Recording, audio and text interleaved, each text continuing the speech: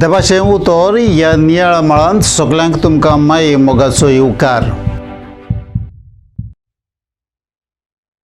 आयच्या पयल्या वाचपान पेद्रू ताबिता हे भक्तिनीक मेलेल्यांतली जिवंत करता ती घडणी आमच्या मुखार दवरल्या. असलीं अजापां मनशाच्या बळान करूंक शकनात, बगर पवित्र आत्म्याच्या बळान जावंक शकतात. जेजून आपल्या शिष्यांक आस्वासन दिल्लें की आपूण तांचे सांगाता आसतलो आनी गरजेच्या वेळार म्हजो तुमकां पवित्र आत्मो हांव पाठयतलो.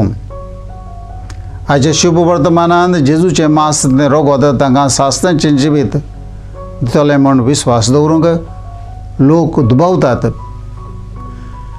तांच्या बरोबरी ताजे शिसूय गुणगुणतात.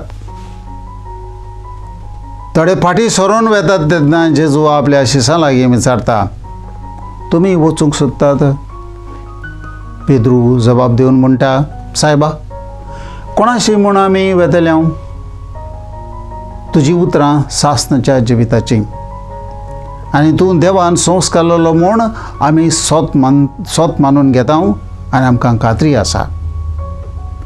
ह्या जेजूच्या भासावणेचेर शिसांनी विस्वास दवरून ताजो फाटलाव केलो म्हूण ते असलीं व्हड व्हड वजापां करूंक पावले आनी सासणाच्या जिविताक पावले.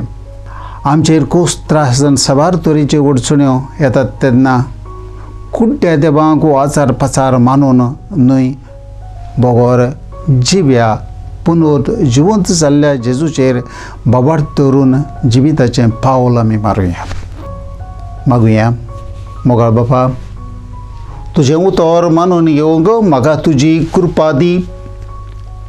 सोम्या जेजू क्रिस्ता बापाची खुशी करूंक म्हाका तुजो आदार दी. पवित्र आत्म्या, जा तूं आमचो आलाशिरो आनीक वाट. आमेन. म्हज्या बरोबर तुमी देवाचें उतर नियाळल्या खातीर देव बरें करूं. ह्या नियाळा वरवीं तुमचें जिवीत देवाक मानता तसलें जावंक, तुमच्या मनाचेर उजवार पडूं आनी काळजांत शांती आसूं.